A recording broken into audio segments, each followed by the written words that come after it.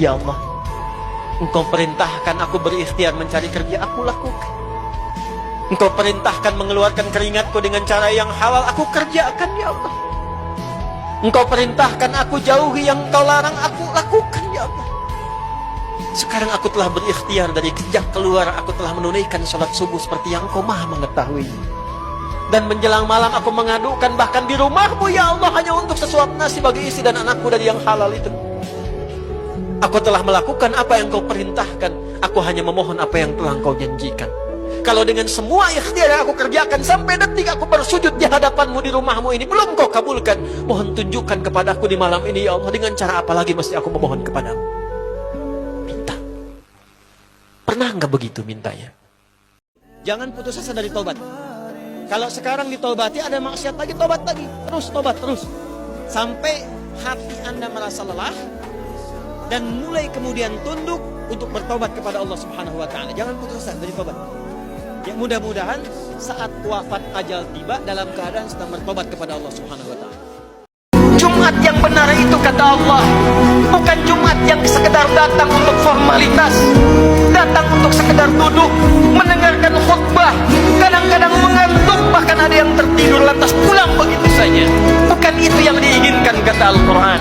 Bukan Jumat seperti itu kata Allah yang didambakan. Fas'au ila dzikrillah. Sekian pekan kita menunaikan Jumat, ratus dan ribuan kali. Tujuan utamanya dzikrillah. Dzikrillah. Dzikrillah. Jadi jangan selalu simpulkan kalau sakit itu karena maksiat.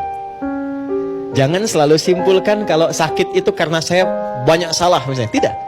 Ada di antara sakit itu yang Allah turunkan untuk menunjukkan sayang Allah kepada hambanya.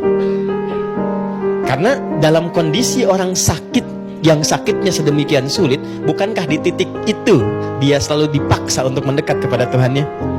Kan nyebut Allah, sholatnya makin meningkat, puasanya makin tambah, zikirnya makin kuat. Nah, sedangkan Allah kan paling senang kalau ada hamba yang terkoneksi dengannya. Mustahil orang sholat kata-katanya jorok, itu mustahil. Mustahil. Karena ketika dia sholat, dia membangun kedekatan dengan Allah. Ketika dekat, Allah turunkan cahaya takwa. Begitu sampai cahaya itu ke jiwanya, maka merasat ke jiwa takwanya. Quran surah ke-91 ayat 7-10. Wa nafsin wa ma sawwaha fa'alhamaha fujuraha wa taqwaha. Begitu sholat, takwanya aktif. Ketika takwanya aktif, dia menjadi pemandu bagian tubuh kita.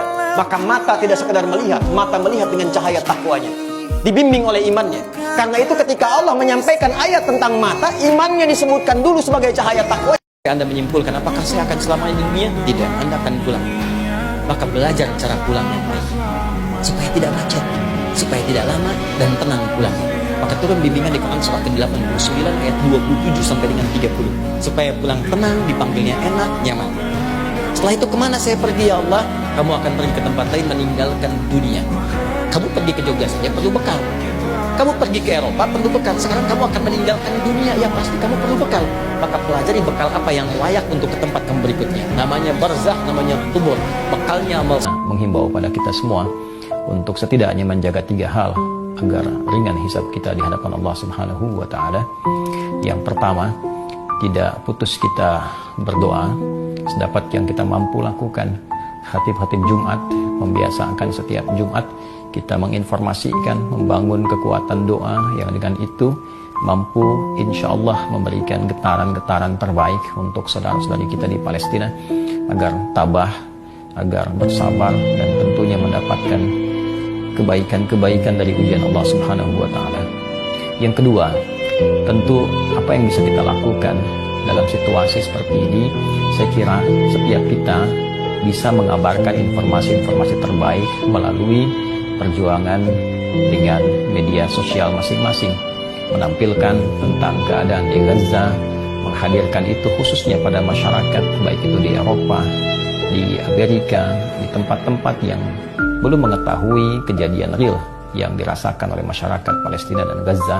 Dan yang ketiga, tentunya teman-teman sekalian, bagi lembaga-lembaga khusus di sini Baznas yang selama ini juga kita mensupport agar menghimpun dana-dana dari umat berupa infak untuk kebutuhan masyarakat Palestina, Gaza khususnya, agar bisa dikoordinasikan dengan pemerintah kita. Kata Allah, seberat-beratnya beban, tanamkan keyakinan pada jiwamu. Inna ma'al usri, semua ini pasti selesai. Pasti ada solusinya. Pasti selesai. Inna ma'al usri yusra itu bahasa singkatnya begini, pasti selesai. Pasti tuntas. Yakin Allah sudah jamin pasti tuntas. Gak mungkin Allah titipkan kalau saya tidak sanggup menjalaninya. La yukallifullahu nafsan illa. Jangan simpulkan selamanya kamu salah sehingga kamu mengakhiri kehidupan dalam kesalahan. Rasanya saya banyak pertama yang pernah dia dapatkan saat terusir dari rahmat Allah Subhanahu wa taala.